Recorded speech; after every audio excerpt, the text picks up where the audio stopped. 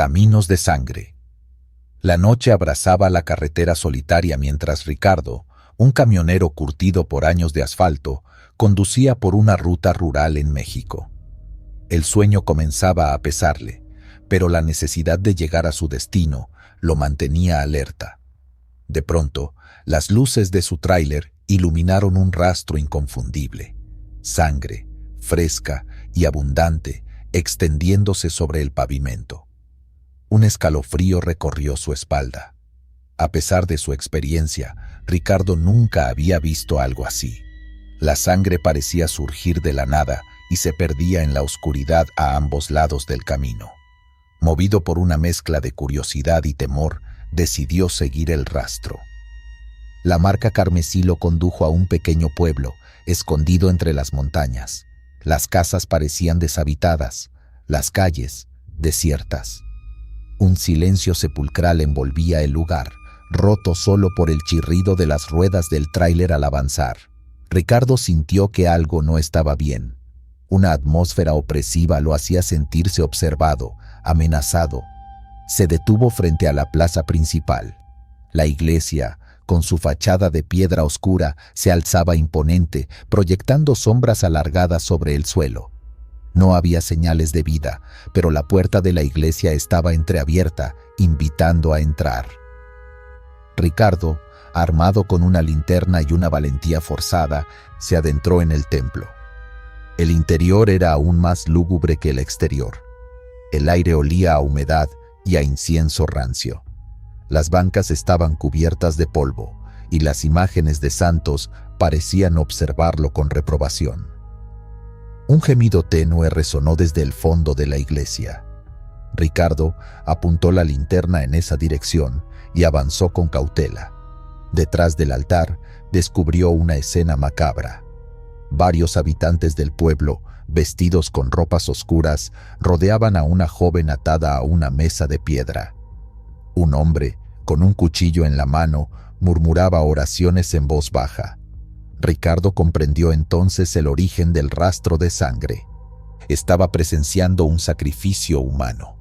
La joven, aterrorizada, gritó pidiendo auxilio. Sin pensarlo dos veces, Ricardo irrumpió en la escena. Los habitantes del pueblo se volvieron hacia él, con rostros de sorpresa y furia. El hombre del cuchillo lo miró con ojos inyectados en sangre. «No te metas en nuestros asuntos», suinguió el líder de la secta. «Esta joven debe morir para apaciguar a los espíritus que protegen nuestro pueblo». Ricardo, a pesar del miedo, se mantuvo firme. «Esto es una locura. No permitiré que asesinen a esta joven». La situación escaló rápidamente. Los habitantes del pueblo, armados con cuchillos y otros objetos punzocortantes, se abalanzaron sobre Ricardo. Él, con la fuerza que le daban la adrenalina y el deseo de proteger a la joven, luchó con todas sus fuerzas. La iglesia se convirtió en un campo de batalla.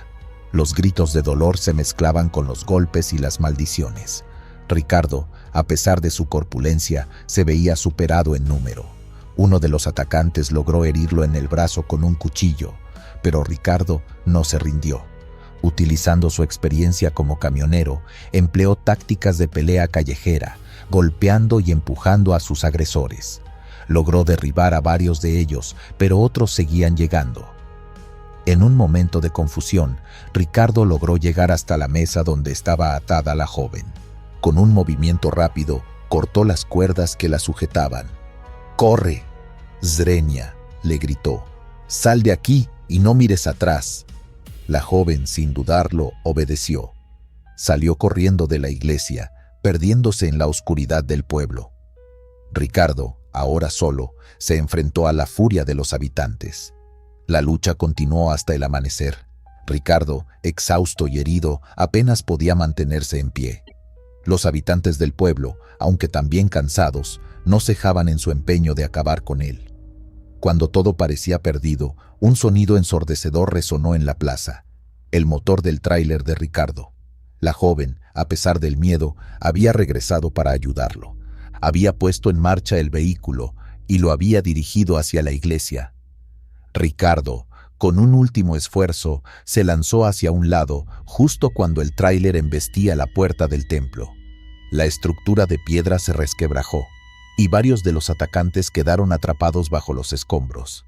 Aprovechando la confusión, Ricardo subió al tráiler y la joven aceleró a fondo, abandonando el pueblo maldito a toda velocidad. Miró por el espejo retrovisor y vio cómo los habitantes del pueblo salían de la iglesia, gritando y agitando los puños. Sabía que no estarían a salvo hasta estar lejos de ese lugar. Condujeron durante horas, sin detenerse, hasta llegar a la ciudad más cercana. Allí, denunciaron lo sucedido a las autoridades. La policía, incrédula, se dirigió al pueblo, pero no encontraron nada. Los habitantes habían desaparecido, llevándose consigo todos los rastros del sacrificio. La iglesia estaba intacta, como si nada hubiera ocurrido. Ricardo y la joven, traumatizados por la experiencia, intentaron rehacer sus vidas. Pero la imagen del pueblo maldito, de los sacrificios humanos y de la lucha desesperada los perseguiría para siempre. Sabían que habían escapado de un horror inimaginable, pero también sabían que el mal seguía acechando en los caminos de México, esperando a su próxima víctima. Desde entonces, Ricardo no ha vuelto a conducir de noche por carreteras solitarias. Y cada vez que ve un rastro de sangre en el asfalto, un escalofrío le recorre la espalda, recordándole la noche en que descubrió los caminos de sangre. Este incidente transformó a Ricardo, dejándole una cicatriz imborrable en su alma. A menudo se despertaba en mitad de la noche, bañado en sudor frío, reviviendo la lucha en la iglesia y el rostro aterrorizado de la joven. Intentaba convencerse de que todo había sido una pesadilla, pero la cicatriz en su brazo era un recordatorio constante de la realidad.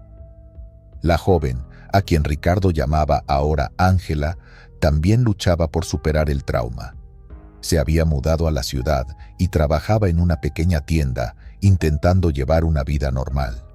Pero las pesadillas la atormentaban y a menudo se sentía observada, como si los habitantes del pueblo maldito estuvieran cerca, esperando el momento de vengarse. Ricardo se sentía responsable por Ángela. Sabía que si no hubiera intervenido, ella habría muerto, pero también sabía que al salvarla había puesto en peligro sus vidas.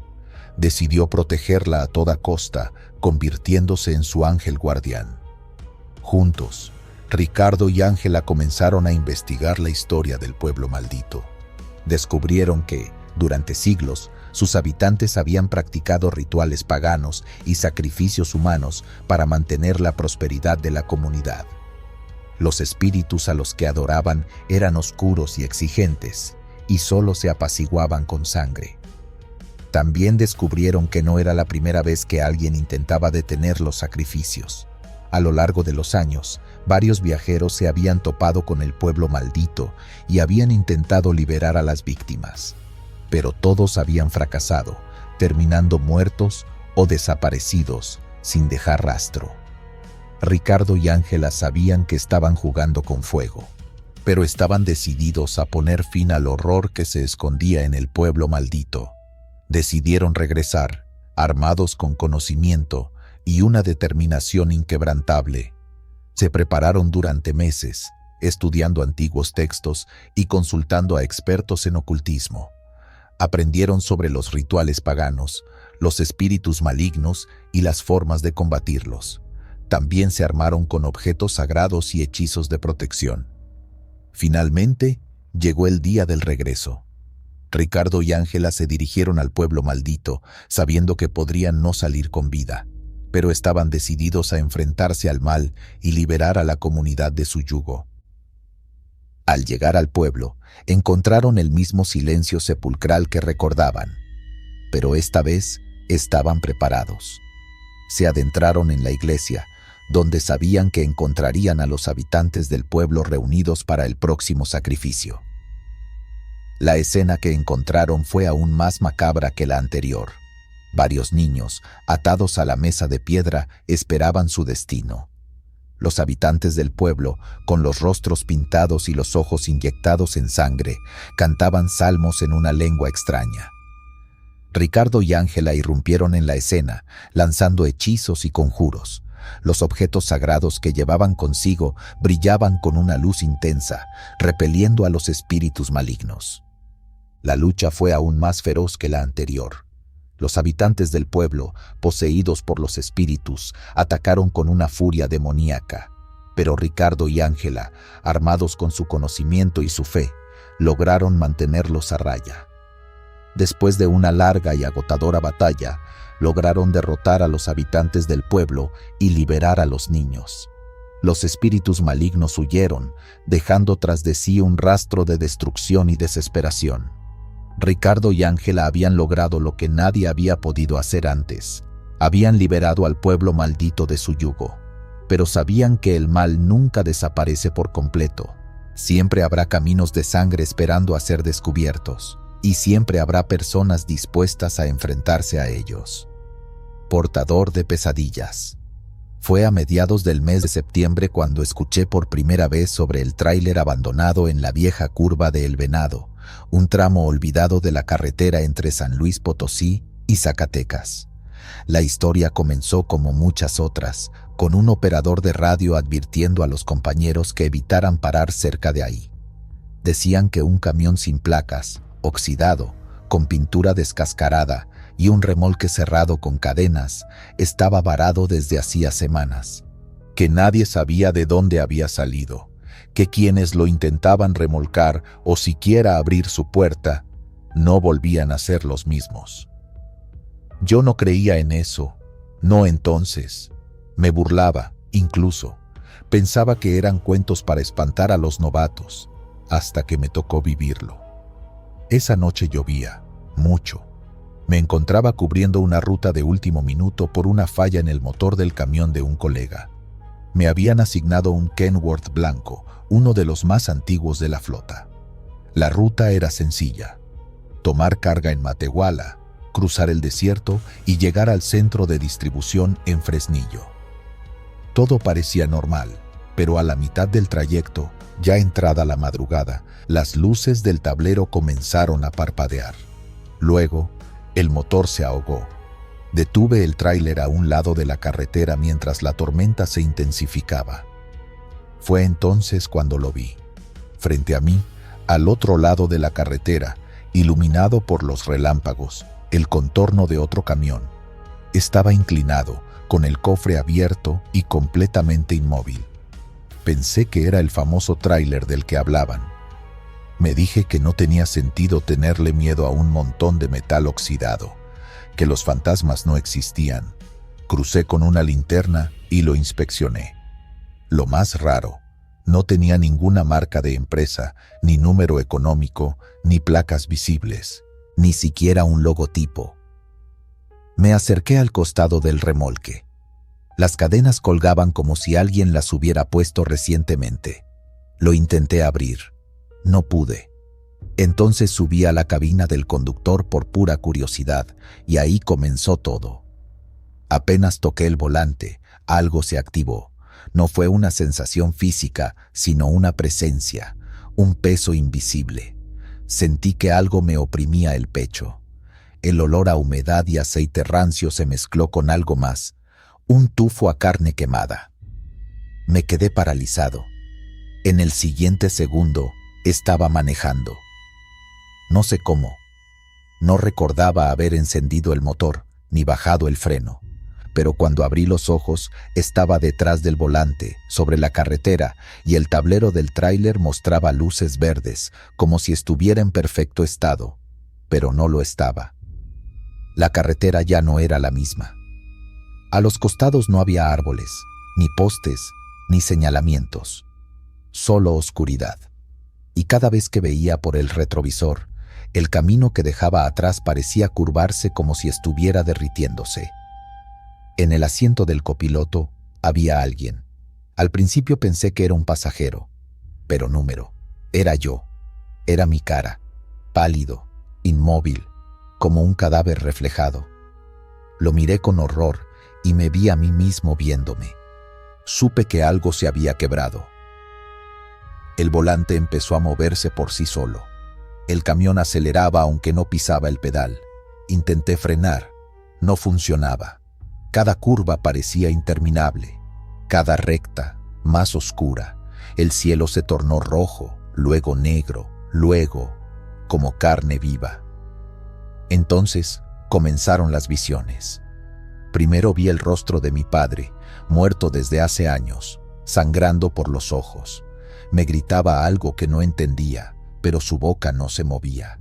Después, mi primera esposa, que murió en un accidente, su cuerpo colgando por fuera de la ventana del camión, como si la hubiera arrollado. Yo gritaba, lloraba, suplicaba que todo acabara. El aire se volvió denso. El parabrisas goteaba sangre. Sentía que el tráiler iba sobre cuerpos. Podía oírlos crujir bajo las llantas. De pronto, un golpe seco. El camión se detuvo. Desperté sudando, en la cabina del tráiler blanco, el de la empresa. Estaba en una gasolinera de paso, a kilómetros de donde vi aquel camión maldito. Nadie me creyó. Dijeron que fue una pesadilla, que quizá me intoxiqué con algo. Pero yo sabía que no era un sueño, porque al revisar el odómetro había recorrido exactamente el mismo tramo que aquel camión poseído. Esa no fue la única vez. Semanas después, supe que otro conductor de otra empresa intentó enganchar aquel camión abandonado. Estuvo 3 días desaparecido. Lo encontraron vagando por la autopista, con la ropa rota y el rostro cubierto de tierra. No recordaba nada, solo repetía una frase: el remolque está lleno de cosas que no quieren salir. Otros camioneros han tenido experiencias similares. Uno asegura haber escuchado una voz femenina llorando desde el remolque. Otro dice haber visto a un niño descalzo correr alrededor del camión y luego atravesar la puerta trasera sin abrirla. Nadie lo remolca, nadie lo toca, pero el camión sigue ahí. Y lo más espeluznante es que a veces desaparece. No lo digo yo, lo dicen las cámaras de vigilancia en la caseta más cercana. A veces está, a veces no, como si el vehículo pudiera moverse por sí solo, como si buscara un nuevo conductor. Yo no volví a pasar por ahí. Me cambiaron de ruta y cada vez que algún operador menciona la curva de El Venado, me retiro del grupo. A veces, en medio de la noche, me despierto empapado en sudor, con la sensación de que estoy otra vez al volante de ese camión. Y en esas pesadillas, el retrovisor sigue mostrando mi cara, muerta. Por eso les digo, si van por la carretera vieja y ven un tráiler sin logotipos, sin placas, con cadenas colgando, no se acerquen, no lo toquen, no lo miren directamente. Porque ese tráiler no es un vehículo, es un recipiente, un portador de pesadillas. Hombre de la máscara, me llamo César y llevo más de 2 décadas manejando tráiler por las carreteras de México. He visto de todo: asaltos, accidentes, extorsiones, pero nada me había preparado para lo que viví una noche en la autopista 57, a la altura de San Luis Potosí. Era una madrugada fría. Había salido de Monterrey con rumbo a Toluca, transportando piezas industriales. Hacía una pausa rutinaria en una gasolinera modesta, de esas con luz mortecina y sin vigilancia. Estaba casi vacía, salvo por un par de autos estacionados al fondo. Aproveché para ir al baño y comprar un café cargado. Mientras esperaba en la caja, sentí que alguien se me quedaba viendo.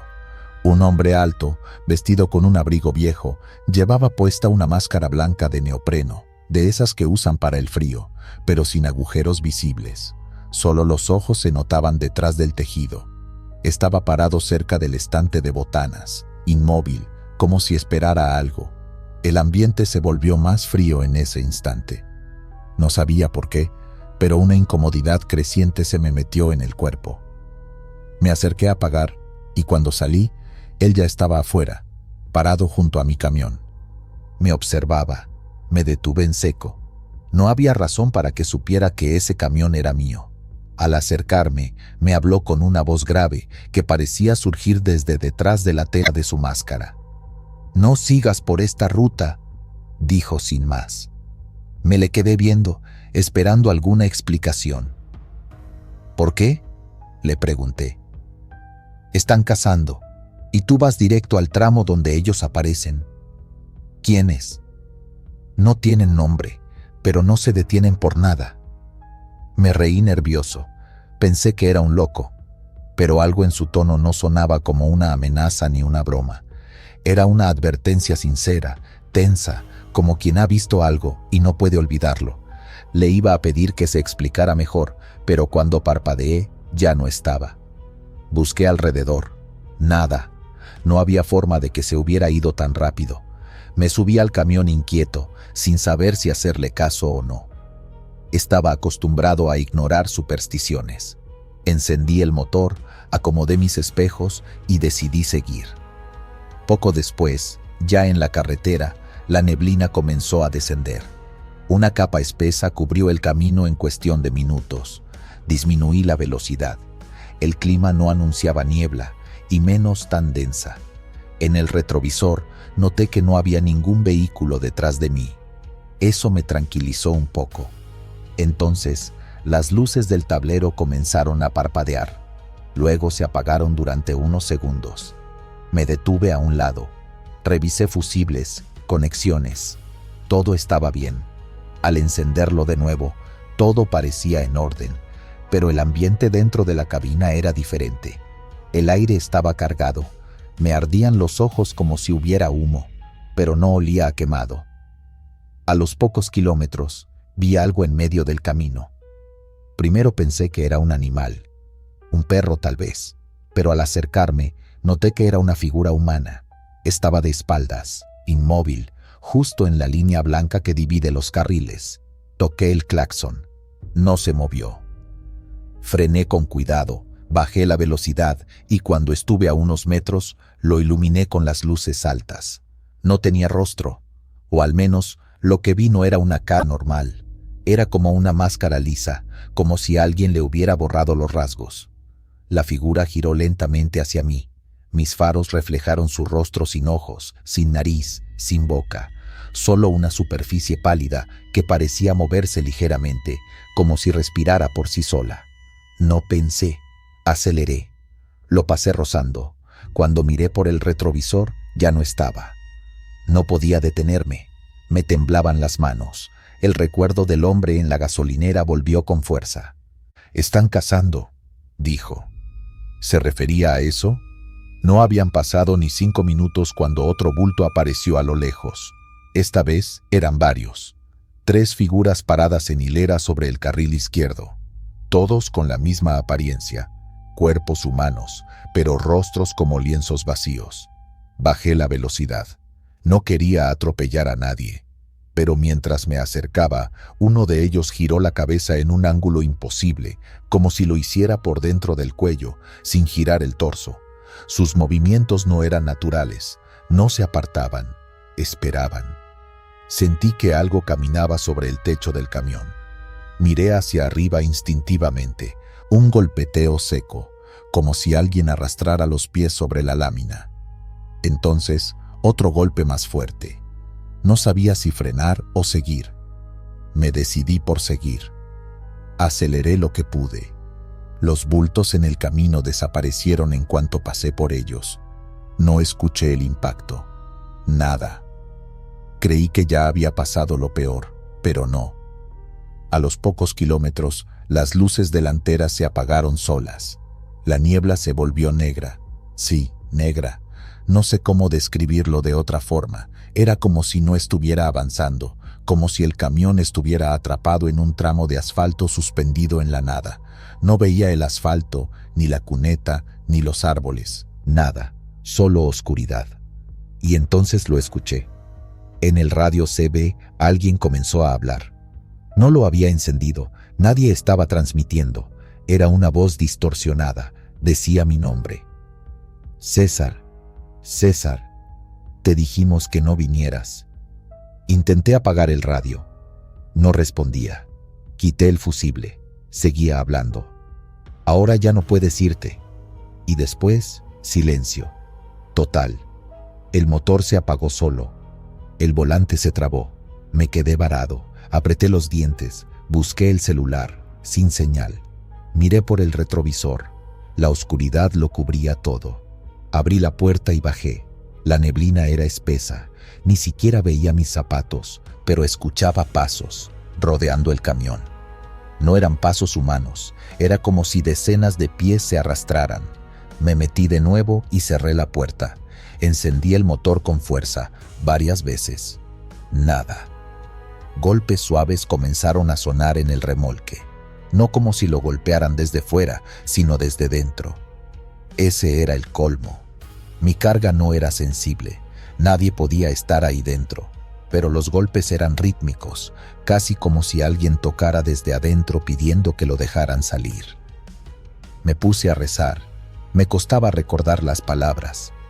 En algún punto, no supe cuánto tiempo pasó, el motor volvió a encender solo. El tablero se iluminó. Las luces delanteras regresaron. Y frente a mí, parado a la orilla del camino, estaba él, el hombre de la máscara. Me observaba, inmóvil. No dijo nada, solo levantó una mano. Me pareció una señal. Arranqué, lo pasé sin mirarlo y seguí hasta el siguiente punto de revisión federal. Cuando llegué, me bajé temblando. Un oficial me preguntó si estaba bien. Le dije que sí, pero lo dudaba. Revisé el remolque con él. Estaba vacío, sin marcas, sin señales de haber sido abierto. No volví a ver al hombre de la máscara, pero desde entonces, cada vez que paro en una gasolinera vacía, reviso los rostros de todos los presentes. A veces creo verlo de reojo. A veces creo que me está buscando para advertirme de nuevo. O para recordarme que, una vez que los ves, ellos no te olvidan. Chica del teléfono. Era una noche lluviosa, de esas que vuelven más largo el camino y más pesadas las horas al volante. Iba por la Libre, cerca de Tlacotalpan, después de una entrega en Minatitlán. Siempre tomaba esa ruta porque evitaba las cuotas, aunque sabía que no era buena idea manejar por ahí de noche, demasiado solitaria. Casi eran las 11 cuando sonó mi celular por primera vez. Lo tenía conectado al tablero, manos libres. La pantalla marcó número desconocido. Contesté por inercia. «Hola, ¿me puede ayudar?», dijo una voz de mujer, joven, asustada. Pensé que era una broma o una llamada cruzada. Le pregunté quién era, pero no respondió. Solo dijo que estaba atrapada, que no veía nada y que todo estaba oscuro. La voz tenía algo raro, como si hablara con eco, o desde un lugar cerrado. Colgó antes de que pudiera decir algo más. Seguí manejando, mirando por los espejos, intentando dejar atrás el escalofrío que me dejó esa llamada. No quise pensar mucho en eso.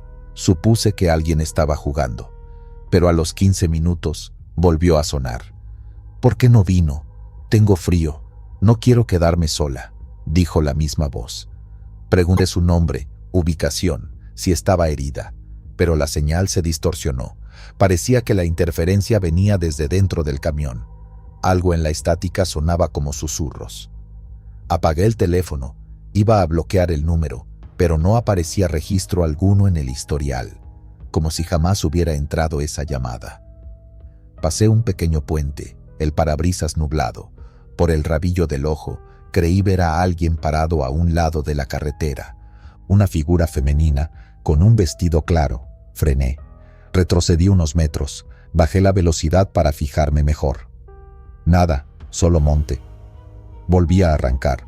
Puse la radio para despejar la cabeza, pero justo al entrar en una curva prolongada, el estéreo se apagó solo. Y en su lugar, la voz volvió, no desde el celular, desde el estéreo. «¿Dónde está, señor? ¿Por qué no me encuentra?». Tuve que detenerme. Me bajé del camión y revisé el interior, los cables, el estéreo. Todo parecía en orden. Me sentía observado. El aire estaba denso, pesado.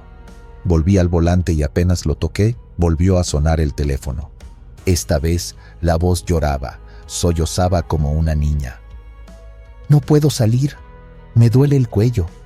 Eso me heló la sangre. No había dicho antes nada sobre un dolor. Era una frase distinta, orgánica, desesperada. Pedí ayuda en la radio CB por si algún otro conductor iba cerca. Nadie respondió. La carretera parecía suspendida en un vacío. No había faros, no había luces, no había más que oscuridad y lluvia. Cerca de un viejo letrero oxidado que decía La Esperanza, el celular vibró de nuevo. Esta vez no contesté, solo vi la pantalla. Un número, no uno común. Aparecían símbolos, líneas rotas, signos de interrogación, como si algo tratara de marcar desde otra dimensión. Decidí detenerme en la siguiente gasolinera.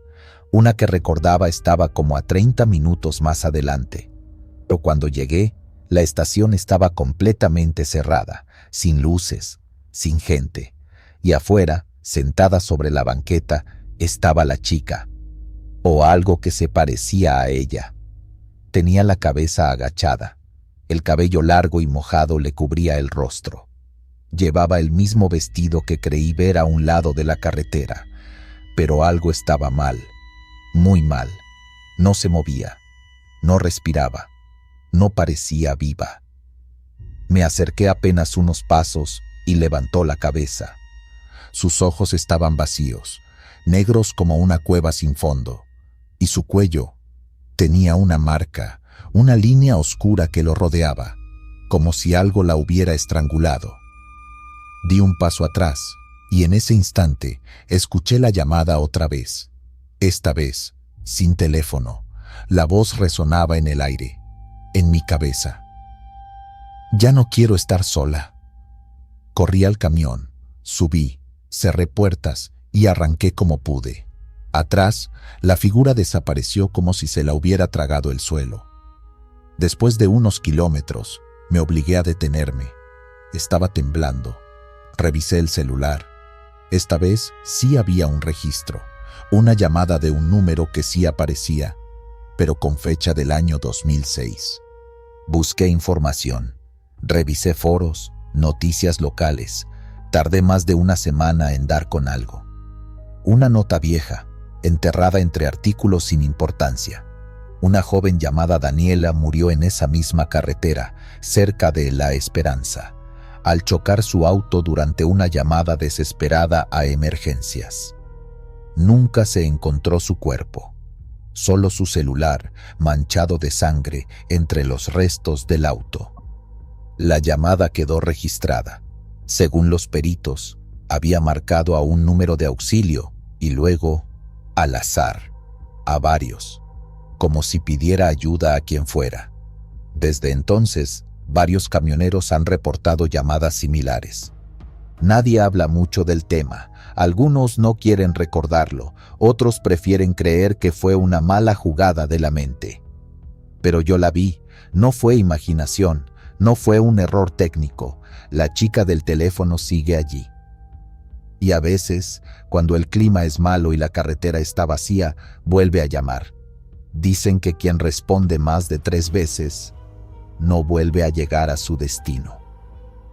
Mariposa blanca. Lo que les voy a contar me ocurrió hace unos años, y aunque al principio dudé de mi propia percepción, hoy no tengo dudas de que estuve frente a algo que escapa por completo a toda lógica. No tengo cómo probarlo, pero sé que, si alguno de ustedes llega a ver una mariposa blanca que no debería estar ahí, corran, no la sigan, no la toquen, no le devuelvan la mirada. Yo era operador de un camión de carga que hacía rutas por pueblos de montaña, llevando insumos a comunidades remotas. Una rutina tranquila, si sabes moverte con respeto entre la sierra. En esos trayectos siempre me encontraba con animales, zorros, aves, ciervos. Nada fuera de lo común, hasta aquella noche. Era pasada la medianoche cuando empecé a ver una mariposa blanca volando frente al parabrisas. Iba justo a la altura de mis ojos, entre la carretera y la oscuridad del bosque. Pensé que era coincidencia. Tal vez el reflejo de las luces la atraía. Pero cuando giré en una curva peligrosa y la mariposa mantuvo su curso sin desaparecer, algo dentro de mí se encendió. Había algo raro. A los pocos minutos, una densa neblina bajó como si cayera del cielo. Era tan espesa que apenas podía ver más allá del cofre del camión. Reduje la velocidad, buscando un lugar donde orillarme. Fue entonces cuando vi una silueta a la orilla del camino, una mujer parada con los brazos caídos y la cabeza ladeada. Estaba inmóvil. La mariposa blanca volaba en círculos sobre su cabeza. Detuve el camión bruscamente. Iba a bajarme a ayudarla, pero cuando encendí las luces altas ya no había nadie. La mariposa tampoco, solo el sonido del motor en punto muerto y mi respiración agitada. Decidí no quedarme ahí. Seguí adelante con el corazón golpeándome las costillas. Unos kilómetros después, la mariposa volvió, esta vez dentro del camión. No vi cómo entró. Estaba flotando justo frente a mi retrovisor central. Hice un movimiento brusco para espantarla, pero no se inmutó. La mariposa se posó encima del tablero, justo sobre el símbolo de advertencia del cinturón de seguridad. Me quedé mirándola unos segundos, sin saber si estaba despierto o soñando. Fue ahí cuando, de la nada, las luces del tablero empezaron a parpadear. Las agujas del velocímetro y del tanque de gasolina se movían solas, como si el camión tuviera una vida propia.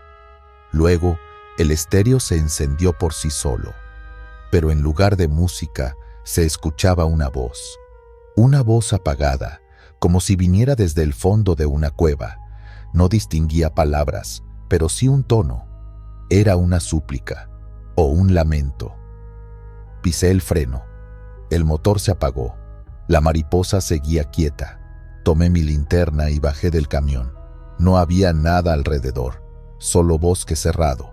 Entonces, la mariposa salió volando del tablero y se internó entre los árboles. No sé por qué la seguí. Era como si una parte de mí estuviera siendo guiada. Caminé unos 10 metros entre ramas y raíces y me detuve en seco al ver algo en el suelo. Era un cuerpo. No de alguien reciente. Era un cadáver ya seco, con la ropa desgarrada y signos de violencia. Un cadáver que nadie había encontrado. La mariposa se posó sobre el pecho del muerto y permaneció ahí, inmóvil. Volví al camión tan rápido como pude. No llamé a la policía. No sabía ni cómo explicar lo que había visto. Al día siguiente, cuando llegué al pueblo al que debía entregar la carga, me detuve en una tiendita de carretera. Un hombre mayor, con sombrero y bastón, me observó con detenimiento. Yo no dije nada, pero él sí. Se me acercó y me dijo sin rodeos: «¿La viste, verdad? La mariposa blanca». Me quedé helado. No lo conocía, pero parecía saberlo todo. Me invitó a tomar asiento en una banca afuera de la tienda. Me ofreció un café. Dijo que ese insecto no era un simple animal, era un aviso, una advertencia de los muertos que no descansan, que a veces, cuando alguien muere de forma violenta en la sierra, su alma busca la forma de ser vista, de ser escuchada, y que algunos elegidos, por razones que nadie entiende, pueden percibirlos. Me contó que en su juventud había visto esa misma mariposa justo antes de que su hermano desapareciera en un accidente similar al que casi tuve. Dijo que la mariposa lo guió hasta el cuerpo. Nunca lo olvidó. Le pregunté por qué yo, por qué ahora. Me dijo que tal vez alguien allá afuera necesitaba que lo encontraran, que su muerte había sido olvidada y que ahora yo cargaba con ese secreto. Esa misma tarde llamé a una patrulla rural, usando un teléfono del pueblo. No di detalles, solo marqué la ubicación donde vi el cuerpo. Me fui antes de que llegaran. Nunca supe si lo recogieron o si lo hallaron. No quise saber. Desde entonces, la mariposa ha regresado en 3 ocasiones más, siempre blanca, siempre en silencio, y siempre, horas antes de que algo trágico ocurra en la zona. Una volcadura, un accidente, un incendio. Ya no la veo como un presagio maligno. Es una advertencia, un lamento alado que flota entre los árboles, buscando que alguien escuche lo que otros olvidaron. Así que si alguna vez la ven, no la tomen a la ligera, porque lo que sigue Ya está marcado. Últimos 100 kilómetros. Relato basado en testimonios recopilados por conductores en la zona del tramo conocido como La Brecha del Silencio, al norte de Zacatecas. Yo ya había escuchado las historias, pero como muchos, nunca les di crédito. Pensaba que eran cuentos de fogata, exageraciones de camioneros que pasaban demasiado tiempo solos en carretera. Pero fue en ese viaje, en ese trayecto maldito, donde supe que todo era real, y que hay lugares donde uno debería negarse a conducir, por muy urgente que sea la entrega. Esa noche salí de Saltillo con dirección hacia Fresnillo. El clima estaba seco, el cielo despejado, sin luna. Llevaba una carga ligera de electrodomésticos, así que el peso no era problema. Pero al llegar al entronque hacia la carretera estatal que cruza el desierto, me invadió una sensación extraña. Era como si el silencio se hiciera más espeso, como si la atmósfera se pegara al parabrisas. Encendí la radio, pero solo salía estática. Revisé mi celular, cero señal. Ese tramo es conocido entre camioneros como los últimos 100 kilómetros, no porque sean los últimos del viaje, sino porque muchos no regresan después de recorrerlos. Algunos compañeros simplemente desaparecieron, sin reportarse nunca más. Sus camiones se encontraron días después, vacíos, sin signos de lucha, como si se hubieran evaporado.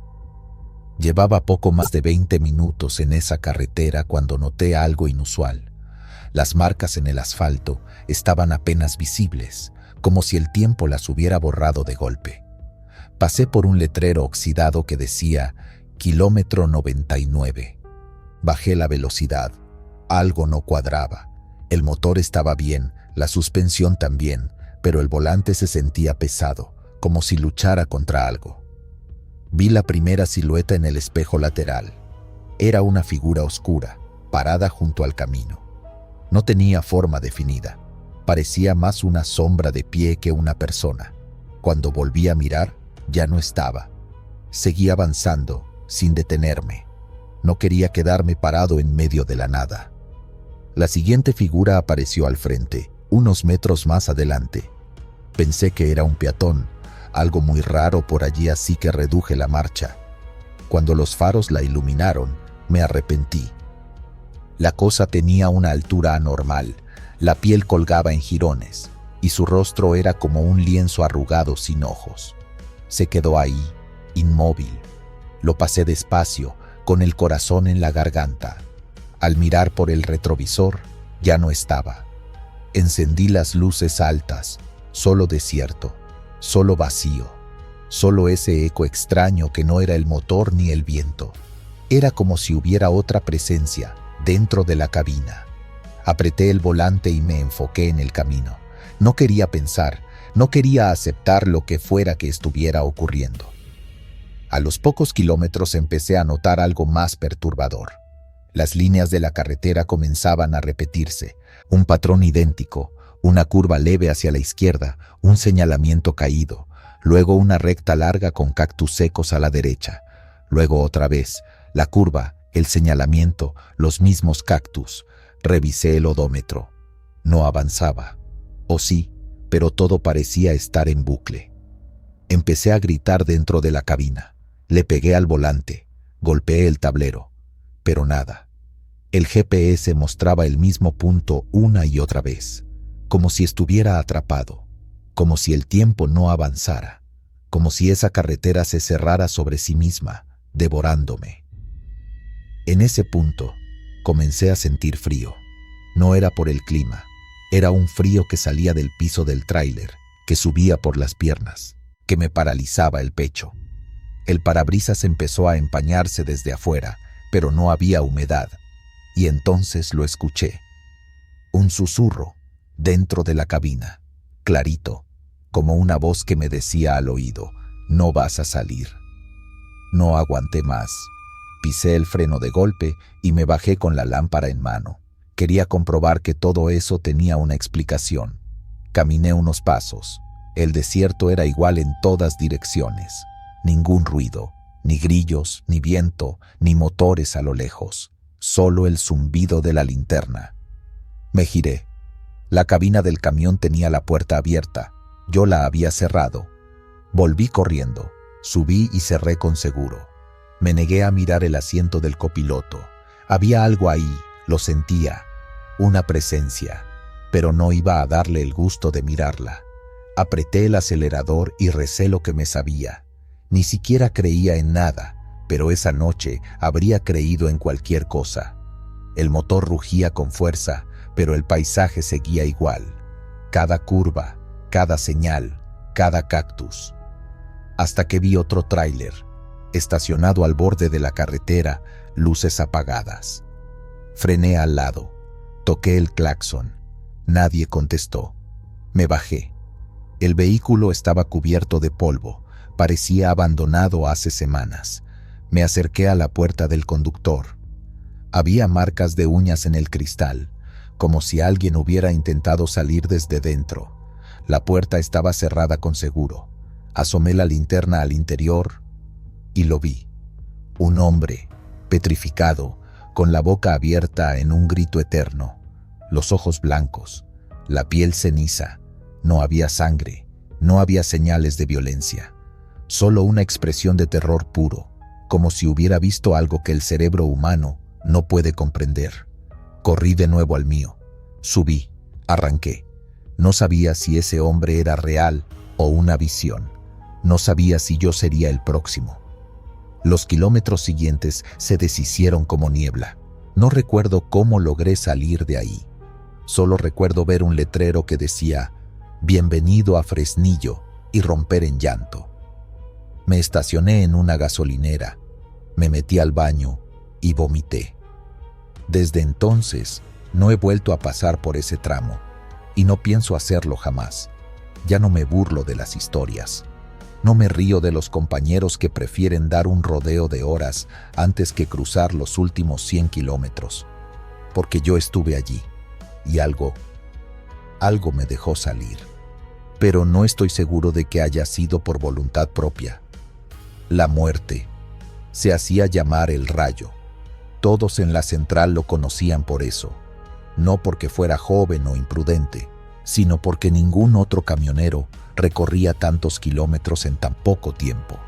Decían que dormía menos que un gallo en azotea, que no le temía a curvas ni neblinas. Una vez lo vieron cruzar un tramo serrano a más de 100 por hora con una tormenta encima. Llegó a su destino como si nada. Pero los que lo admiraban pronto comenzaron a hablar de él con voz baja. Todo comenzó una madrugada de niebla en la carretera 57, justo antes de Matehuala. A esas horas, la bruma caía espesa como plomo. Iba solo, como siempre, con una carga ligera rumbo a Saltillo. De pronto, el motor chilló, las luces titilaron y una sombra cruzó a la izquierda. Frenó en seco. El remolque se desvió y casi se voltea. Cuando bajó, no había nada. Ni huellas, ni animales, ni ramas. Solo un aroma a tierra mojada y una sensación helada en el pecho. Dijo que vio una figura, alta, encorvada, con un manto oscuro. No tenía rostro, pero la percibió. Lo observaba desde el borde de la carretera. Pensó que era el sueño o una alucinación por tanta cafeína. Siguió su camino, pero al llegar a la pensión, los compañeros notaron que venía pálido, con los nudillos blancos de tanto apretar el volante. No quiso hablar mucho, solo dijo que casi se lo lleva a la carretera. A los 3 días, en el tramo de San Luis a San Felipe, volvió a pasarle algo. El tráiler encendía, pero no avanzaba. Pisaba el acelerador y el motor se ahogaba. Luego, de la nada, una sombra pasó corriendo frente a él. Esta vez se quedó helado. Estaba en medio del desierto, ni luces, ni postes, ni ranchos. Cuando bajó a revisar, encontró marcas de manos en la tolva, largas, delgadas, como de huesos. Le temblaban las piernas. Encendió el motor, que ahora sí respondió, y se largó como si lo persiguiera el diablo. Días después, en la central de León, alguien dejó una nota bajo su limpiaparabrisas. A ti te sigue. No tenía firma. Era papel viejo, como amarillento. Pensó que era una broma pesada. Pero esa noche, la figura volvió a aparecer. Estaba parada en la curva del kilómetro 13, justo donde años atrás un tráiler volcó y mató al chófer. El mismo tramo, el mismo tipo de carga. El rayo frenó, se bajó y con una linterna alumbró. Nada. Solo la silueta fugaz entre los árboles secos. El aire olía a humo. No había fuego. Comenzó a tener sueños. El camión lleno de tierra, las luces apagadas, y él al volante, pero sin poder frenar. Siempre se estrellaba. Siempre despertaba sudando. Los demás camioneros ya lo notaban distinto. Se reía menos. Manejaba más lento. Se le veía murmurando solo en las gasolineras. Una madrugada, cerca de Zacatecas, decidió grabarse. Puso su celular en el tablero y encendió la cámara. Quería comprobar si no se estaba volviendo loco. La grabación duró 1 hora. En ella solo se escuchaba la carretera, la radio bajita y su voz cantando bajito. Pero al minuto 47, la cámara tembló. Algo cruzó por el retrovisor. No era un auto, no era una persona. Era la figura, alta, con una especie de guadaña en la mano. La imagen se distorsionó y el video se cortó. Cuando lo mostró, pocos le creyeron. Dijeron que pudo ser reflejo de un tráiler o un error del celular, pero uno de los viejos, don Tadeo, exmilitar y trailero desde hacía décadas, se le acercó y le dijo: «No te está persiguiendo, te está avisando». Le explicó que, según algunas leyendas del norte, cuando alguien ve la muerte 3 veces en la carretera, no es para asustarlo, es para advertirle. No todos los que la ven sobreviven, pero los que lo hacen cambian de vida, se alejan del volante, se salvan. «Pero si ignorás», dijo el viejo, «ella cobra». El rayo no hizo caso. Era testarudo. Miedo sí tenía, pero también tenía deudas, una familia que mantener y una promesa de llegar a 100.000 kilómetros sin accidentes. En su siguiente viaje, aceptó un trayecto nocturno por una ruta poco transitada, el camino entre Monclova y Sabinas. Llano, aburrido, oscuro. Iba pensando en todo lo que le habían dicho cuando algo golpeó el parabrisas. Un cuervo, pensó. Pero al bajarse, vio una marca larga y roja sobre el vidrio, como una mano arrastrada. Subió de nuevo, encendió, y en el asiento del copiloto estaba ella. No escuchó puertas, no vio cómo llegó, pero ahí estaba, el mismo manto, el mismo rostro vacío. No hablaba, solo lo miraba. El rayo gritó, frenó, quiso correr, pero estaba paralizado. La figura extendió su mano, y al tocarlo, todo se volvió oscuro. Lo encontraron al amanecer. El tráiler estaba estacionado, intacto, a un lado de la carretera. Él estaba dentro, con los ojos abiertos, pero sin conciencia, el cuerpo entero tenso, como si algo lo hubiera dejado en pausa. Tardó horas en reaccionar. Cuando lo hizo, ya no hablaba, nunca volvió a manejar. Los médicos dijeron que fue un colapso nervioso, que quizá el estrés o la falta de sueño, pero los compañeros sabían que fue otra cosa. Don Tadeo lo resumió mejor. La muerte no lo quería muerto, lo quería fuera del camino. Desde entonces, muchos camioneros han reportado verla, siempre en curvas peligrosas, siempre cerca de choques o derrapes. Algunos aseguran que si te la topas y sobrevives, te toca dejar el volante. Otros no tienen esa suerte. En las paradas, ya nadie se burla de esas historias. Y todos, al salir de noche, revisan sus retrovisores más de una vez. Porque a veces, el verdadero peligro en la carretera no es lo que está frente a ti, sino lo que va sentado a tu lado. Último viaje de Daniel.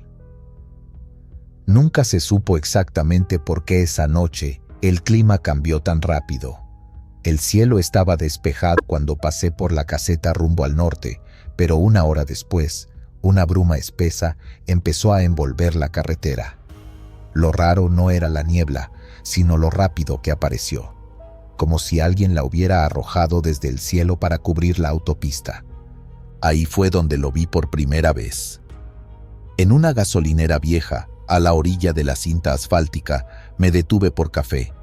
Había algo pesado en el ambiente, una especie de silencio húmedo que se metía por los poros.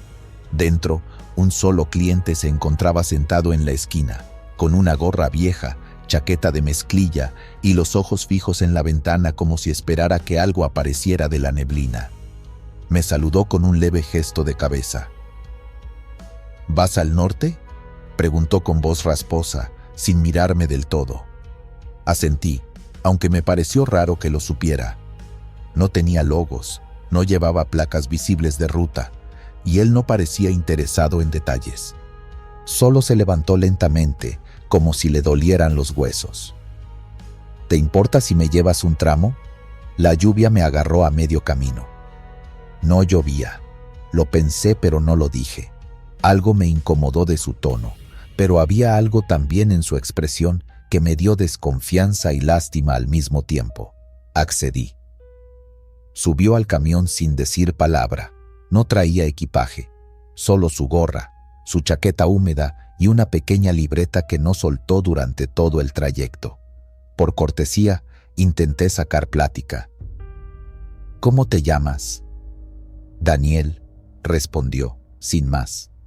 Lo miré de reojo. Su piel era pálida, como de alguien que no ha dormido en días. Sus manos estaban frías. Lo noté cuando subió y se agarró de la puerta, pero más raro aún fue su mirada. No parecía estar conmigo en la cabina, sino como si viera otra escena completamente distinta. Cada tanto giraba la cabeza y miraba por la ventanilla, como si esperara algo a la orilla de la carretera. ¿Vienes de trabajar o vas a casa?, le pregunté, buscando normalidad. Voy de regreso, aunque ya no sé si tenga casa. No dije nada. Algo en su voz tenía una mezcla de tristeza y resignación, pero entonces, justo después de una curva cerrada, escuché un murmullo leve que no venía de la radio ni del motor. Sonaba como si alguien susurrara dentro de la cabina. ¿Escuchaste eso? Daniel no respondió. Solo miró hacia el parabrisas, y entonces lo vi. Una figura en la niebla, al borde de la carretera. Era solo una silueta negra, muy quieta. Al pasar junto a ella, sentí como si el aire dentro del camión se congelara. Mis nudillos se pusieron blancos de tanto apretar el volante. ¿Qué fue eso? No es la primera vez que lo veo, dijo Daniel. Siempre aparece antes del kilómetro maldito. ¿Qué kilómetro? Uno que nadie debería cruzar 2 veces. Me reí nervioso. Pensé que era algún cuento viejo de camioneros, alguna leyenda urbana de esas que se cuentan en las gasolineras para asustar a los nuevos. Pero cuando miré el GPS, noté que la señal se había perdido. Ni rastro de red, ni de ubicación, ni de radiofrecuencia. Solo el motor y el crujido del aire golpeando los espejos. La niebla se hizo más densa. Apenas veía 10 metros al frente, y de pronto, algo pasó frente al camión. Algo rápido. No era animal, no era humano. Solo una sombra que cruzó la carretera y desapareció entre la bruma. «Frena aquí», dijo Daniel de pronto. «¿Qué?» «Frena. Aquí me bajo». No comprendía por qué quería bajarse en medio de la nada, pero su voz cambió. Ya no era tranquila ni apagada. Era casi urgente, como si supiera que quedarnos juntos más tiempo traería consecuencias. Me detuve. Él abrió la puerta, bajó sin apuro y se quedó parado al lado de la carretera. Me miró una última vez. «Gracias por llevarme. No todos se detienen». «¿Seguro que vas a estar bien? Aquí no hay nada». «Lo sé. Ya estuve aquí antes». Y cerró la puerta. Aceleré sin mirar atrás. pero la sensación de vacío me acompañó varios kilómetros más. Cuando al fin la niebla se disipó y volví a ver luces de civilización, decidí detenerme en otro paradero con más gente. Entré al restaurante y me acerqué a una pareja de camioneros que platicaban animadamente. Les conté lo que había pasado. Les describí a Daniel. El más viejo de los dos dejó de comer y me miró fijo. Una chaqueta de mezclilla, gorra gris, piel pálida y sin equipaje, asentí. Amigo, ese hombre murió hace años. Me reí. Pensé que seguían el juego. No, en serio, murió en un accidente por esa zona. Iba de regreso a su casa después de una entrega, pero nunca llegó. Dicen que perdió el control cerca de una curva, justo antes de llegar al kilómetro sin nombre. Nunca encontraron su cuerpo completo, solo su libreta, llena de direcciones y rutas que ya no existen. Sentí un escalofrío en la espalda. Recordé su libreta, la llevaba apretada todo el tiempo, como si fuera lo único que lo conectaba con este mundo. ¿Y lo han visto más veces? No a todos se les aparece, solo a los que llevan el camino equivocado, o a los que están por cruzar ese kilómetro sin retorno. No volví a pasar por esa ruta, pero a veces, en noches pesadas, con lluvia que parece no venir de las nubes, creo ver una silueta en la niebla.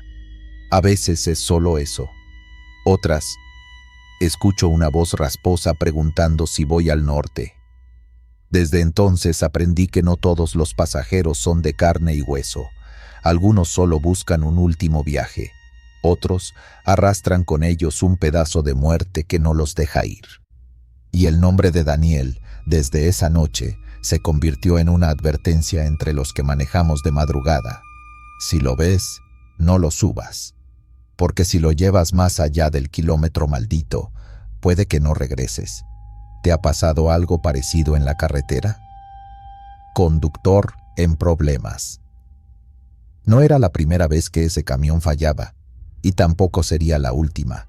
Lo que sí fue nuevo, completamente ajeno a la lógica, fue lo que me pasó después de aquella noche en el taller. Nunca pensé que cambiar un simple sistema de frenos pudiera abrir una puerta que jamás debí tocar. Era un martes por la noche. Había salido del norte con una carga ligera rumbo al centro del país. Todo transcurría con normalidad hasta que, a unos kilómetros de Matehuala, los frenos comenzaron a responder tarde. No era normal. El pedal se sentía más suave de lo habitual. Afortunadamente, conocía un pequeño taller a pie de carretera. Lo manejaba un tipo viejo, de esos que apenas hablan y que parecen más parte del mobiliario que otra cosa. No tenía nombre visible ni anuncio, solo un foco colgando y la sombra de una camioneta oxidada al fondo. Me recibió sin decir palabra, solo señaló con el dedo la rampa. Me bajé, le expliqué el problema y se puso a trabajar de inmediato. Mientras desmontaba las piezas, yo me fui a sentar en una vieja silla de plástico con la vista puesta en el cielo estrellado. Hasta ese momento, todo era rutina. Incluso cuando el viejo sacó una caja de herramientas distinta, una más vieja y cubierta con símbolos tallados que no reconocí, no dije nada. Pensé que eran manías suyas. Cuando terminó, me dijo que los frenos ya estaban bien, pero que no debía detenerme durante las próximas 2 horas. Lo dijo con voz firme, sin mirarme a los ojos. Le pregunté por qué, pero solo repitió la advertencia. Pensé que estaba loco o que era parte de alguna superstición de pueblo. Le pagué, me subí al camión y seguí mi camino. La primera hora fue tranquila, todo funcionaba perfecto. Pero al entrar en un tramo despoblado de carretera, vi algo que me puso la piel de gallina. Una sombra cruzó de un lado a otro, muy rápido. Frené instintivamente y recordé la advertencia, pero ya era tarde. Apenas toqué el pedal cuando algo se escuchó debajo del camión, como si algo se hubiera soltado. El motor rugió, las luces parpadearon una vez, y entonces comenzó. Una figura apareció en el camino, de pie, justo frente al camión. No era una persona, era algo más delgado, más alto, con los brazos demasiado largos. El rostro no se le veía, solo una especie de velo oscuro que cubría toda la cabeza. Me detuve por completo, bajé la velocidad y puse las intermitentes. Miré por los espejos, y ahí estaba, ahora detrás del camión, como si nunca se hubiera movido. No había forma lógica de que se desplazara tan rápido. Apreté el acelerador, lo único que pensaba era en salir de ahí. Pero la carretera se hizo más larga, más silenciosa. No había tráfico, ni estaciones, ni luces. Todo parecía detenido. El velocímetro marcaba que iba a buena velocidad, pero los kilómetros no pasaban. La figura volvió a aparecer, corriendo al costado. No me miraba, pero la sentía cerca, como si me estuviera acechando, como si esperara algo. El primer auto que encontré después de eso venía volcado, a un lado del camino. Las luces aún encendidas. No había nadie dentro. Me detuve, bajé con la lámpara, y lo que vi me dejó helado. El parabrisas estaba roto desde dentro. Había marcas de uñas en el techo, como si alguien hubiese intentado salir por arriba, pero no había sangre, ni cuerpos. Seguí. Tenía el presentimiento de que si me detenía más de la cuenta, algo peor me alcanzaría. Pero el camión comenzó a cambiar. Las luces del tablero fallaban. El GPS marcaba rutas que no existían. En una ocasión, intentó redirigirme a un camino rural inexistente. Las voces del radio CB empezaron a sonar distorsionadas, como si hablara alguien desde otro plano, en otro idioma. Horas después, encontré otra parada, un paradero abandonado. Me bajé a revisar el remolque. Estaba intacto, pero cuando volví a subir, encontré una figura sentada en el asiento del copiloto. No era humana, era como una silueta de carbón, sin rostro, con la piel como ceniza húmeda. No hacía nada, solo estaba ahí. Me congelé. Cerré la puerta lentamente y seguí manejando, como si no lo hubiera visto. La figura no se movía, pero poco a poco fui notando cosas. El ambiente dentro del camión era más pesado. El aire olía a quemado, pero no había fuego. Empecé a escuchar ruidos en el remolque. Golpes, rasguños, como si algo caminara dentro, algo que no había cargado. En algún punto de la madrugada, otro camionero me alcanzó por radio. Me preguntó si necesitaba ayuda. Dijo que me veía manejando como loco, cambiando de carril, como si alguien más tuviera el control. Le contesté, le conté lo que pasaba. Hubo un silencio largo. Luego solo dijo: «Hermano, tú estás solo. Tu camión está vacío». Le pedí que se acercara, que se detuviera a ayudarme. Me dijo que no podía, que lo que me seguía ya no era parte de este mundo, y que si paraba, también lo atraparía. Después de eso, el radio se fue a negro. El clima cambió. Una neblina espesa descendió de la nada. No veía ni 5 metros al frente, pero en los espejos siempre estaba esa figura, nunca más de uno, pero siempre presente, siempre esperándome. Empecé a preguntarme si seguía vivo, si no habría muerto en algún momento de la noche, si ese taller, ese arreglo, había sido un pacto disfrazado, porque cada que pasaba por un cruce veía más autos detenidos, más luces encendidas, más abandonos, como si otros también hubieran caído, como si yo fuera solo el último en una cadena interminable de condenados. Al amanecer, logré salir del tramo. Llegué a una gasolinera. Me detuve, me bajé temblando.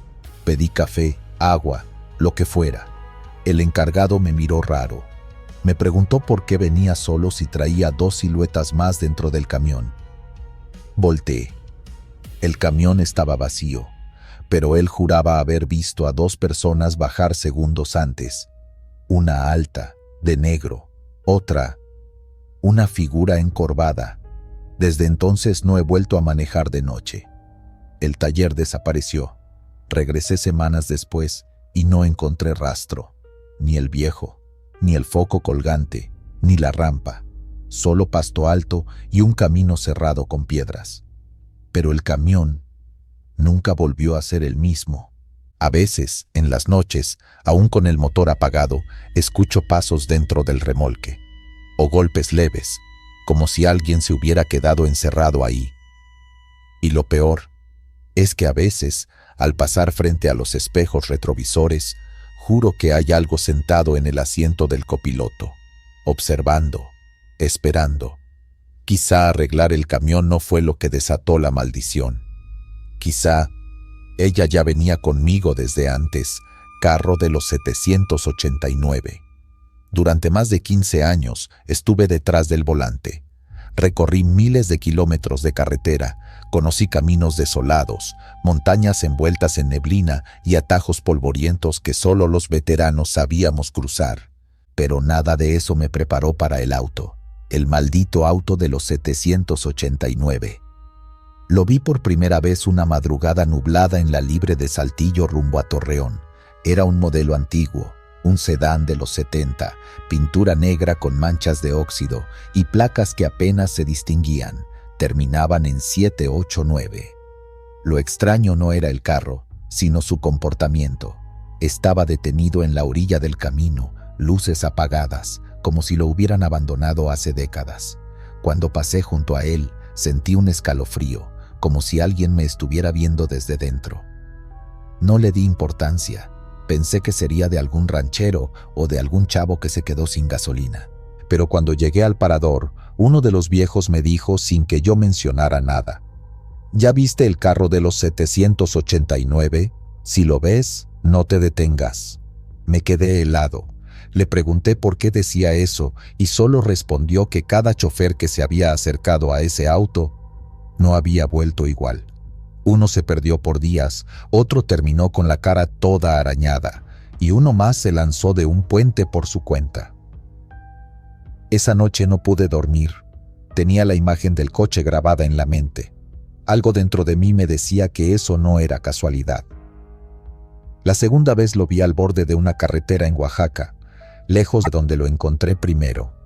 Estaba en una curva cerrada, en un tramo que conocía bien. Me detuve a ver si había alguien adentro. Quería comprobar si solo eran cuentos. Me bajé del camión. Caminé hasta el carro. Estaba cerrado, con los vidrios polarizados, pero dentro se veía movimiento. No personas, sombras, como si alguien discutiera o pelearan dentro del coche, pero sin emitir sonido. Me acerqué aún más, hasta casi pegar la cara al cristal. Y entonces vi mi propio reflejo. Pero no era yo. Era mi cara, sí, pero demacrada, con los ojos hundidos, piel sucia y una expresión de horror indescriptible. Di un salto hacia atrás y justo en ese momento el carro encendió sus luces. Corrí al tráiler. No miré atrás. El motor del carro no sonaba, pero cuando volteé por el retrovisor ya no estaba, ni luces, ni sonido. Nada. Las semanas siguientes dormía con sobresaltos. Empezaron a pasar cosas raras. Escuchaba voces por la radio del tráiler aunque estuviera apagada. Frases cortas, susurros que me decían mi nombre. En una ocasión escuché una voz femenina que decía: «No debiste verlo de nuevo». Intenté ignorarlo, pero cada vez que tomaba una nueva ruta, el carro aparecía. No importaba si estaba en Chiapas o en La Rumorosa. El mismo sedán, el mismo número, 789. Un compañero, Chavita, se ofreció a acompañarme una noche. Le conté lo del carro y quiso comprobarlo por sí mismo. Pensé que con alguien más a bordo me sentiría más tranquilo. Esa noche llovía. Llevábamos una carga hacia Guadalajara. Todo iba en calma hasta que pasamos por una zona desierta. El carro estaba otra vez ahí, esta vez con la puerta del conductor abierta. Chavita quiso bajarse. Yo le grité que no lo hiciera, pero ya había pisado el asfalto. Caminó despacio hacia el vehículo. Yo bajé mi ventana y le grité que regresara, que no jugara con eso. En cuanto se acercó a la puerta, una figura salió del asiento trasero. Era una mujer, o lo que quedaba de ella. Estaba completamente negra, como hecha de humo espeso, pero con una silueta que parecía humana. Extendió un brazo hacia Chavita y él se quedó paralizado. No gritó, no se movió, solo cayó al piso. Salí corriendo y lo arrastré hasta el camión. Estaba vivo, pero con los ojos desorbitados y sin poder hablar. Lo llevé al hospital, lo revisaron, no tenía nada, nada visible, pero nunca volvió a ser el mismo. No volvió a manejar, ni a hablar. Solo se la pasaba escribiendo números, siempre los mismos, 7, 8, 9. Una noche me estacioné en un camino secundario. Tenía que dormir un poco, el cuerpo ya no me daba más. Apenas me recosté cuando sentí que alguien golpeaba la puerta del copiloto. Encendí la luz interior, no había nadie afuera. Cerré los ojos de nuevo y esta vez escuché cómo abrían la puerta desde adentro. Me levanté de golpe. El asiento del copiloto estaba mojado, como si alguien acabara de sentarse ahí, completamente empapado. Quise huir. Puse el motor en marcha, salí disparado.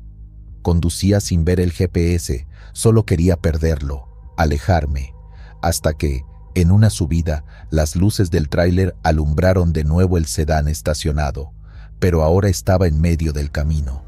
No pude frenar a tiempo. Lo pasé por encima. Me detuve unos metros más adelante. Bajé temblando. Caminé hacia atrás para ver los restos del carro, pero no había nada. Ni carro, ni rastro, ni huellas. Solo un charco negro que parecía petróleo. Al tocarlo con una vara, ésta se derritió como si hubiese tocado ácido. Después de eso, el carro empezó a aparecer no solo en las carreteras. Lo veía en los espejos retrovisores mientras conducía, incluso cuando el camino estaba vacío. Oía su motor en los sueños. Una vez, al detenerme a cargar diésel, el dependiente me entregó las llaves de un baño y me dijo con naturalidad: «Ahí lo está esperando el del carro negro, el de los 789». Le exigí saber de qué hablaba, pero el hombre solo sonrió y desapareció dentro de la tienda. Tuve que buscar respuestas. Pregunté entre traileros viejos. Uno de ellos, apodado el Brujo, me habló de una historia antigua. Dijo que ese carro pertenecía a un chofer que perdió a su familia en un choque provocado por una pipa de doble remolque. El hombre, enloquecido, se mató en ese mismo auto, invocando a algo para vengarse de todos los que vivieran del volante.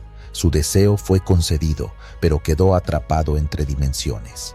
Desde entonces, cada vez que alguien ve su carro, se convierte en el siguiente testigo del horror. Le pregunté si había forma de romper el vínculo. «Solo uno ha logrado deshacerse de esa maldición», dijo, pero quedó ciego. No pude evitarlo. Volví a ver el carro. Lo encontré, o más bien me encontró, en una zona montañosa de Durango. Esta vez no me detuve. Esta vez aceleré. Pero mientras subía, mi visión empezó a nublarse. Los faros parpadeaban. El camino parecía alargarse. Las voces dentro de la cabina eran tan fuertes que tuve que taparme los oídos. Grité. Pisé a fondo. Lo último que vi fue el sedán delante de mí, con las luces encendidas y las puertas abiertas, y a mí sentado adentro. Un yo más viejo, más dañado, sonriéndome, con los ojos completamente negros. Desperté en el hospital. Me encontraron desmayado a un lado de la carretera, sin camión, sin rastros de accidente. Solo tenía las manos quemadas, como si hubiera tocado metal al rojo vivo. Cuando pregunté por mi carga, nadie supo decirme nada. Revisaron el GPS del tráiler y marcaba un solo punto, repetido una y otra vez: kilómetro 789. Desde entonces, ya no conduzco. Perdí el trabajo, perdí la salud, pero aún tengo algo que me ata a ese maldito carro. Cada noche, cuando cierro los ojos, lo veo, estacionado frente a mi casa, con las puertas abiertas. Y yo sé que algún día volveré a subir, porque ya me marcó, y el número 789 es mío ahora. cuerpos sin vida. No era la primera vez que tomaba esa ruta, ni la primera vez que llevaba ese tipo de carga. Pero algo en el aire esa noche se sentía distinto, más pesado. El calor del motor no era suficiente para espantar la humedad helada que calaba dentro del tráiler, ni el susurro de la radio bastaba para distraerme del presentimiento que venía acumulándose desde que crucé el último retén. El encargo era simple: recoger un contenedor cerrado en el muelle de Manzanillo y llevarlo hasta una bodega en las afueras de Guadalajara. Nada ilegal, según lo que dijeron. Nada extraño, según los papeles. Pero bastó con echarle un vistazo al remolque para que algo me dijera que ese viaje no iba a ser como los demás. No por lo que se veía, sino por lo que no se veía. Avancé por la autopista como siempre, sin prisas, con el diésel vibrando bajo los pies. En la curva de la cofradía fue donde vi al primero, un joven, con el pecho abierto y los ojos clavados en el cielo. Estaba tendido en medio del asfalto. Frené de golpe, las llantas rechinaron, el corazón se me fue al estómago. Pero cuando bajé, no había nada, ningún cuerpo, ningún rastro, ni una gota de sangre. Solo el eco de mi respiración y los faros iluminando la niebla. Volví al asiento y continué. Me dije que era el cansancio, un mal sueño a mitad del camino. Pero apenas pasaron unos kilómetros, otra figura apareció en la orilla del camino. Esta vez era una mujer. Sostenía una maleta, con el rostro deformado por un golpe brutal. No pedía ayuda, solo me miraba con ojos fijos, como si ya supiera que no podía hacer nada por ella. Aceleré. La radio empezó a emitir interferencia. La aguja del velocímetro vibraba aunque no pisara el acelerador. Y luego vino el golpe seco, en la parte trasera del remolque, como si algo pesado hubiera caído dentro. Me detuve a un lado de la carretera. Bajé con la linterna. Rodeé el tráiler. No había señales de que algo hubiera entrado o salido. Cerrado con candado, tal como lo recibí. Pero el golpe había sido real. Lo sentí, lo escuché. La vibración todavía latía en el chasis. Regresé a la cabina. Estaba sudando a pesar del frío. Me miré en el retrovisor. Y detrás de mí, por un instante, juraría que vi una cara que no era la mía. Tomé el volante. Seguí. Pero ya no era el mismo trayecto. A partir de ese momento, cada pocos kilómetros aparecía alguien. Una niña abrazando un oso roto, un motociclista sin mandíbula, un oficial de tránsito con el uniforme empapado en sangre. Cada uno se quedaba observándome. No caminaban, no hablaban, no pedían ayuda. Solo me miraban pasar, con la certeza de que ellos sabían algo que yo no. Entonces empezó el olor. Primero fue una pestilencia leve, como carne húmeda encerrada por días, pero fue creciendo. No venía de fuera, provenía del interior del remolque, del contenedor. El hedor se colaba por las rendijas, impregnando el asiento, la ropa, la lengua. Me detuve nuevamente. Estaba en un tramo de carretera solitario, sin luces ni casas alrededor. Apagué el motor. Abrí la puerta trasera con manos temblorosas. Dentro solo vi cajas, selladas, sin marcas visibles, pero el olor era insoportable. Y ahí, justo frente al remolque, los vi. Casi una docena de figuras humanas de pie, en silencio. Algunos tenían el rostro desfigurado, otros estaban quemados o faltaban partes de sus cuerpos. No se movían, no se quejaban. Me observaban con una serenidad antinatural. Retrocedí. Cerré la puerta. Subí de nuevo al camión, pero no arranqué. Me quedé ahí, con las manos en el volante, incapaz de moverse. Uno de ellos se acercó a la ventana del copiloto. Era un niño. Tenía el cráneo abierto, sangre seca en las mejillas. Y me habló. «No deberías llevar eso», dijo con voz hueca. «No sabes lo que estás transportando». Las luces del tablero comenzaron a parpadear. La radio volvió a la vida por sí sola y emitía un zumbido grave, como un lamento distorsionado. «Ya no queremos estar ahí dentro», dijo otra voz. esta vez femenina, justo detrás de mi oído, pero no había nadie dentro de la cabina. Salí del camión. Corrí unos metros campo adentro. Me arrodillé entre los arbustos. No quería volver a ver el tráiler, ni oír susurros, ni sentir ese hedor. Y aún así, cuando miré hacia atrás, estaban más cerca. Todos, rodeando el camión, tocando las paredes del contenedor con dedos que ya no deberían moverse. Quise encender mi celular para pedir ayuda, pero la pantalla estaba congelada. Una imagen fija, el interior del tráiler, abierto, lleno de cadáveres. No lo había abierto, al menos no completamente, pero esa imagen estaba ahí. De pronto, el camión encendió solo. Las luces parpadearon. La bocina sonó en un lamento largo que cortó el silencio como una navaja oxidada, y el niño volvió a hablar desde la oscuridad. «Devuélvelo, déjalo ir». No sabía a qué se refería. ¿El tráiler? ¿La carga? ¿O acaso hablaban de otra cosa? Entonces entendí. No eran ellos los atrapados, era yo. Ellos estaban muertos, pero lo que llevaban en el contenedor estaba vivo.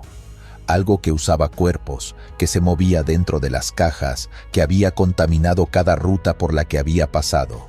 Y yo era su nuevo conductor, su nuevo medio de transporte. Tomé una decisión. Arranqué. No rumbo a la ciudad, no al destino marcado. Fui hacia un barranco que recordaba de otro viaje, un tramo olvidado, donde nadie pasaba de noche. Durante todo el trayecto, escuché sus voces. Algunas me rogaban que lo destruyera, otras me pedían que lo liberara, y otras simplemente lloraban. Cuando estuve en la cima, apagué el motor, bajé, aflojé el freno de mano, empujé con fuerza. El camión comenzó a rodar lentamente, primero con duda, luego con decisión. Lo vi caer, lo vi estrellarse contra las rocas y comenzar a incendiarse. Las llamas no eran normales, eran oscuras. Absorbían la luz en lugar de emitirla. Se escuchaban chillidos dentro del fuego, no humanos, no de este mundo. Me quedé allí hasta que todo se volvió silencio otra vez. Y entonces, uno por uno, los cuerpos se fueron desvaneciendo, como si hubieran cumplido su propósito, como si hubieran sido liberados. Volví caminando. Nadie creyó lo que conté. Dijeron que abandoné el encargo, que estaba drogado, que el camión se había perdido. Pero cada vez que conduzco por esa misma ruta, en ciertos tramos vacíos, a veces veo figuras al borde del camino. Ya no me miran con desesperación, ahora solo me observan, como quien cuida a alguien que eligió bien. Y a veces, solo a veces, el motor se detiene por unos segundos y creo escuchar un susurro. Gracias, césped de cementerio. Durante uno de mis viajes largos por carretera, decidí tomar un descanso en un área poco transitada. Era una curva larga, rodeada por árboles y colinas vacías, y justo frente a esa área de descanso, cruzando una verja oxidada, se encontraba un cementerio olvidado.